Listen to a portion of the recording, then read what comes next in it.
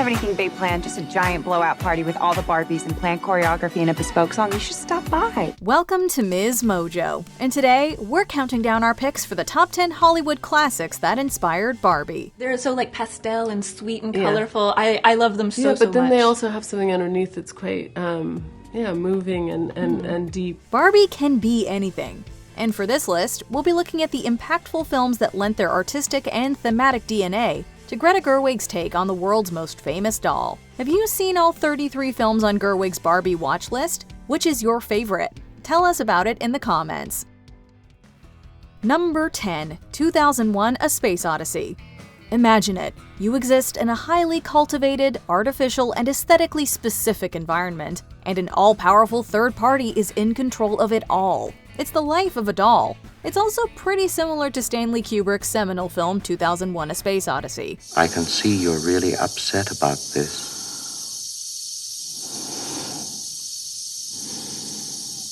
I honestly think you ought to sit down calmly. Take a stress pill and think things over. A triumph of cinematography that has influenced countless filmmakers, it has also generated no end of debate about its themes, including possible meditations on the nature of humanity itself. I am putting myself to the fullest possible use, which is all I think that any conscious entity can ever hope to do. The teaser trailer of Barbie is almost a shot-for-shot remake of 2001: A Space Odyssey's opening scene, creating a thematic link from the start. And while it could purely be played for humor, it's not a stretch to see where the two films might touch on some similar ideas. I always think of Margot saying, "Yay, space!" Yeah. And I think like that, when she did that, I was like, that's Barbie. Barbie is yay, space! Number 9, The Umbrellas of Cherbourg. You can't think of Barbie without thinking of the color pink. Indeed, when it came time to create the world of the movie, Gerwig and her team washed the sets in so much pink that it caused a global paint shortage. This is like the product of so many discussions and so many references, and I can't even tell you the meetings we've had about pink. Jacques Demy's Umbrellas of Cherbourg is a romantic musical that is similarly noted for its vivid, colorful presentation. And when it came time to roll cameras on Barbie, Greta Gerwig and cinematographer Rodrigo Prieto turned to the French New Wave masterpiece for guidance. That sort of layering the colors and almost how you'd shoot, 5 different shades of pink or red in one shot and not have it overwhelm anything, that you feel like there's separation but that it's vibrant. Umbrellas of Cherbourg's stylistic influence was also seen in one of Margot Robbie's hairstyles, an intentional nod to star Catherine Deneuve. But Gerwig confesses to pulling from a number of Demy films in making Barbie, including The Young Girls of Rochefort and Model Shop. He does these amazing sort of constructed worlds that operate on their own rules, which is part of it that I was so interested in. Number 8, The Wizard of Oz.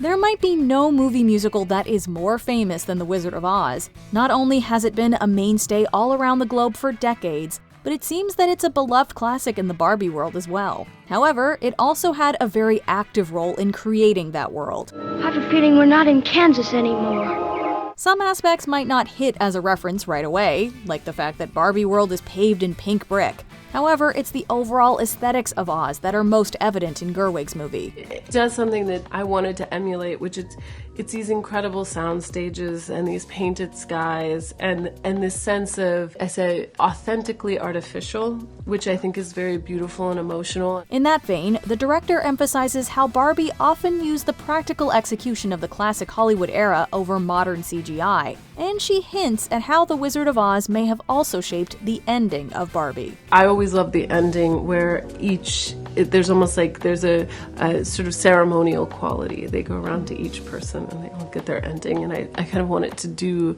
that sort of thing. Number 7, Pee-wee's Big Adventure. We're sure that there's an alternate timeline where some director came along and gave Barbie the grim and gritty treatment, but thankfully, we do not live in that reality. Did you bring your rollerblades? I literally go nowhere without them. All evidence suggests that Greta Gerwig's Barbie is going to show up with whimsy to spare, and tongue firmly in cheek.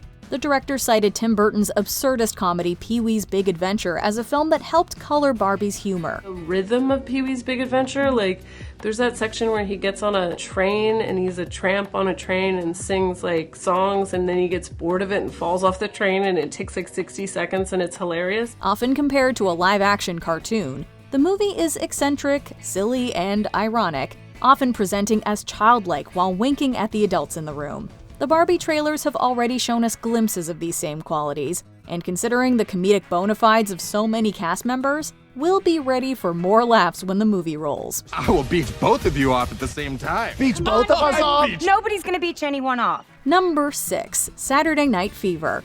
Still instantly recognizable more than 40 years later, this movie took disco from the clubs to the mainstream and launched John Travolta to superstardom. But the most lasting impact of the film was its iconic Bee Gees soundtrack.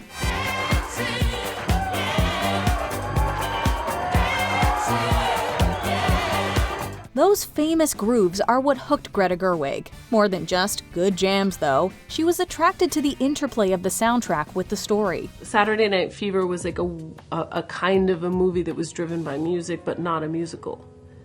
And I guess we're half of a musical. When the Barbie movie revealed its soundtrack listing, it generated plenty of buzz for its big-name artists and fun collaborations. But hearing about the Saturday Night Fever connection has us even more interested to see how those songs will be used within the film. And of course, we already know from the trailer that Barbie herself is a big fan of disco. Us too. And I will say this about disco as a lover of disco. Barbie and disco, little bit dorky in the best way. Number 5. Singin' in the Rain. Who hasn't had a crush on Gene Kelly?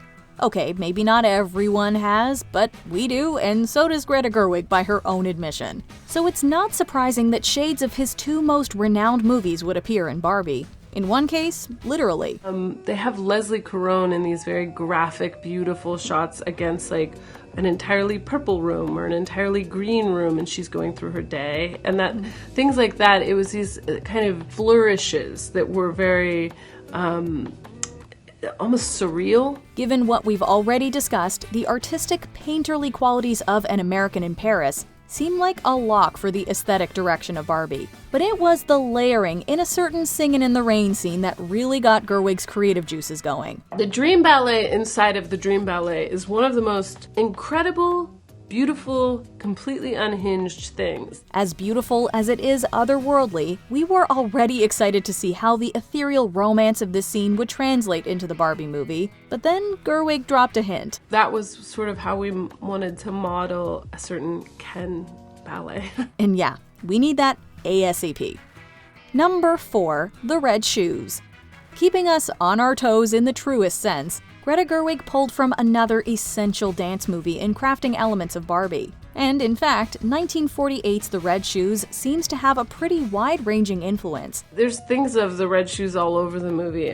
There's a shot of her walking up to that house, which I wanted it to feel like that when Barbie walks up to Kate's house. It's like walking up to the house in the red shoes. The backstage drama about a ballerina and her competing passions is often regarded as one of the best films ever made, and is a treasure trove of riches in every department. However, once again, it's the famous ballet at the center of the story Gerwig really dug in. Just the theatricality and the colors and the way that it never pretended to be anything other than on a soundstage.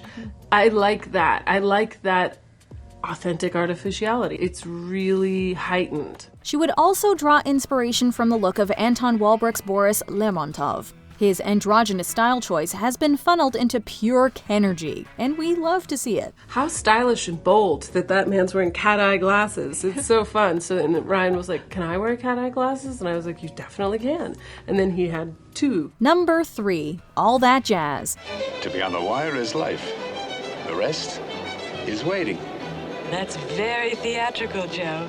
Yeah, I know. As you may have noticed by this point, the Barbie movie seems to engage a lot with the interaction of realism and surrealism, which will likely play a big role as our hero ventures out of her world to ours. Gerwig points to Bob Fosse's semi-autobiographical film All That Jazz as another movie that masterfully strikes that tonal balance. So it has like, the very real, like the whole audition sequence at the beginning, which is one of my favorite sequences. where all the dancers are auditioning, but then all the stuff with Jessica Lange and the gods. In following the self-destructive Joe Gideon on his collision course with mortality, we are constantly jumping back and forth between his grounded reality and his heightened dream sequences. Yet the movie never feels like it has gone off the rails or lost its emotional footing in the process. In fact, all that jazz's existentialism is so well executed that even Gerwig was surprised by how it may have worked into her subconscious. I didn't even think of that. That's true. Do you guys ever think about dying? I think I'm gonna die. Number 2, The Philadelphia Story. Do you think Cary Grant could have made Ken work? I think Cary Grant could make anything work, for sure. As comedically gifted as he was good-looking, we would totally watch Cary Grant play Ken. Gerwig referenced his film His Girl Friday for its snappy dialogue, and we can also see real Barbie energy in Rosalind Russell's independent and self-assured Hildy Johnson. But for thematic importance, we look to The Philadelphia Story and Katharine Hepburn to get under Barbie's plastic. Katharine Hepburn describes herself as being like a Grecian statue or something, like she's unflappable, and then she starts falling apart, and that's actually where she kind of finds herself. Apparently, Margot Robbie was on the same wavelength. As a fan of the film, she came into the role already thinking of Hepburn's Tracy Lord. Barbie's image has always been tied up in concepts of ideal femininity, so it's a character who seems ripe for the kind of complicated personal journey Tracy took in the 1940s. We look forward to seeing those ideas translated for a modern audience. I don't seem to be made of bronze. No, you're made out of flesh and blood. That's the blank, unholy surprise of it. Before we unveil our top pick, here are a few honorable mentions. The Earrings of Madame de. The cinematography of the European romantic drama appears to have made a big impact on Greta Gerwig. It's the most beautiful camera work. I mean, I can't believe some of those shots. They're just extraordinary, and it's always a reminder of what we're all going for. 20th Century. The dynamic between the stars of this screwball comedy might offer hints of what to expect in the Barbie-Ken relationship. Margot reminds me of Carole Lombard, and Ryan reminds me of John Barrymore in how funny he is, and there's scenes where they're just screaming at each other, and I was like, this is perfect. Gold Diggers of 1935. We love how much Gerwig loves a great dance sequence. There's like a million tap dancers that go through each other, and it's you can look it up. It's kind of unreal. Modern Times. Greta Gerwig cites Charlie Chaplin's brilliant physical comedy as a source of inspiration.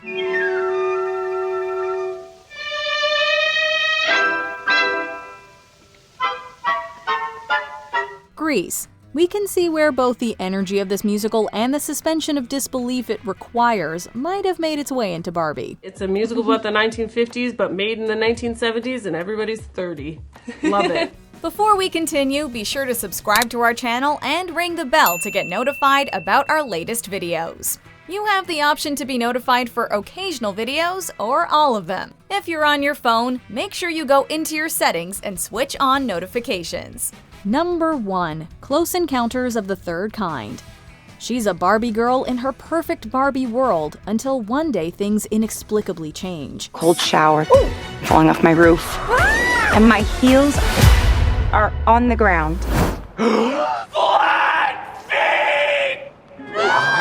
Similarly, the characters in Steven Spielberg's sci-fi classic Close Encounters of the Third Kind find their lives upended by a series of eerie events. Just from what little we know of Barbie's plot, we can see where plenty of parallels might arise between these two movies. What's going on? Why are these men looking at me? Yeah, they're also staring at me. Different as Close Encounters and Barbie may be, both do seem to engage with the disruption that comes from contact with a previously unknown civilization. One thing's for sure, Gerwig's enticing comment on the film has us dying to know more. It was maniacal belief in something that seemed sort of crazy, but it was actually true, that I thought captured something about Barbie to me. Color us pink with anticipation, and very intrigued. Do you agree with our picks? Check out this other recent clip from MsMojo. And be sure to subscribe and ring the bell to be notified about our latest videos.